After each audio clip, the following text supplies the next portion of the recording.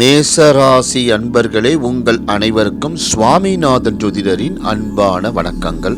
வருகின்ற வைகாசி மாதம் நவ கிரகங்கள் உங்கள் ராசிக்கு எப்பேற்பட்ட பலன்களை தரப்போகிறது என்பதை இந்த பதிவில் விரிவாக சொல்ல போகிறேன்.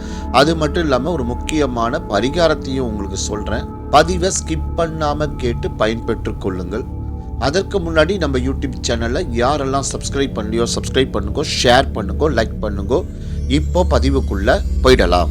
மாத தொடக்கத்திலேயே உங்களுடைய பாக்கியாதிபதியான குரு பகவான் உங்கள் ராசிக்கு 2ஆம் இடமான தன வாக்கு குடும்பஸ்தானத்தில் பெயர்ச்சியாகி உள்ளார். இந்த பெயர்ச்சியானது உங்களுக்கு மிகவும் முன்னேற்றத்தை தரப்போகின்றது. மேசராசிக்கான குரு பெயர்ச்சி ஏற்கனவே நம்ம யூடியூப் சேனலில் நான் பதிவு பண்ணியிருக்கேன். கேட்காதவாலாம் நம்ம யூடியூப் சேனலில் டிஸ்கிரிப்ஷனில் அதுக்கான லிங்கையும் நான் மென்ஷன் பண்ணியிருக்கேன். கேட்டு பயன்பெற்றுக் கொள்ளுங்கள். தனக்காரரான குரு பகவான் தனஸ்தானத்தில் பெயர்ச்சியாகும் இந்த மாத காலகட்டத்தில் பணப்புழக்கம் அதிகரிக்கும், சேமிப்புகள் இருமடங்காகும். உங்கள் ராசிக்கு அவரே விரையாதிபதியும் ஆவதால் சுப விரயம் அதிகரிக்கும் மாதமாக இந்த வைகாசி மாதம் அமைய போகின்றது. திருமணத்திற்காக காத்து கொண்டிருக்கும் மேசராசி என்பவர்களுக்கு திருமணம் கைகூடி வரும் இந்த மாதத்தில் உங்களுடைய பாக்கியாதிபதி குடும்பஸ்தானத்தில் அமைவதால் இது நாள் வரை குடும்பத்தில் இருந்து வந்த பிரச்சனைகள் விலகும். கணவன் மனைவி இடையே வந்த கருத்து வேறுபாடுகள் மறையும். பிரிந்தவர்கள் இணைவார்கள். புத்திரக்காரர் என்று போற்றப்படுகின்ற குரு பகவான் குடும்பஸ்தானத்தில் அமையும் போது திருமணமாகி நீண்ட நாட்களாக புத்திர பாக்கியம் இல்லாமல் இருக்கும் மேசராசி அன்பர்களுக்கு புத்திர பாக்கியம் இந்த மாதத்துல கண்டிப்பா கிடைச்சிடும். வம்சம் விருத்தியாகும். ஒரு சிலருக்கு வீடு வாகன யோகம் அமையும். உங்கள் ராசிக்கு 2இல் இருக்கும் குரு பகவானின் பார்வை உங்கள் ராசிக்கு 6, 8, 10 பதிவது மேலும் சிறப்பு.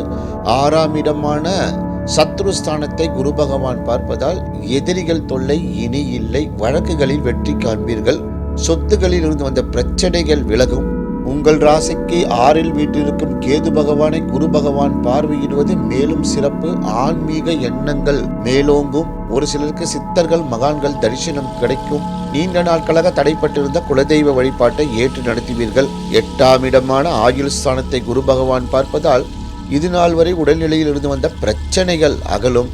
மனதில் உற்சாகம் பிறக்கும். யாரெல்லாம் உங்களை உதாசீனப்படுத்தினார்களோ அவர்கள் எல்லாம் உங்களிடம் பேச காத்திருக்கும் நிலையை இந்த மாதத்தில் குரு பகவான் உருவாக்கி தருவார்.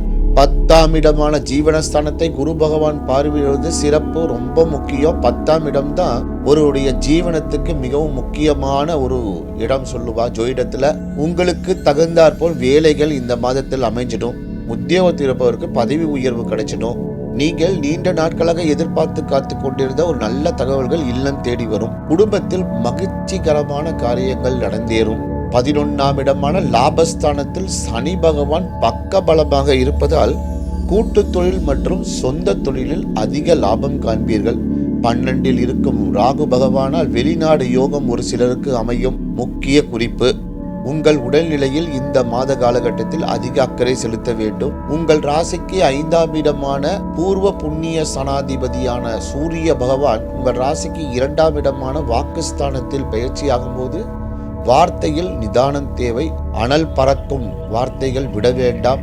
இந்த மாத காலகட்டத்தில் வயிறு சம்பந்தமான பிரச்சனைகள், உஷ்ண சம்பந்தமான பிரச்சனைகள், தோல் சம்பந்தமான கண் சம்பந்தமான பிரச்சனைகள் வந்து மறையும்.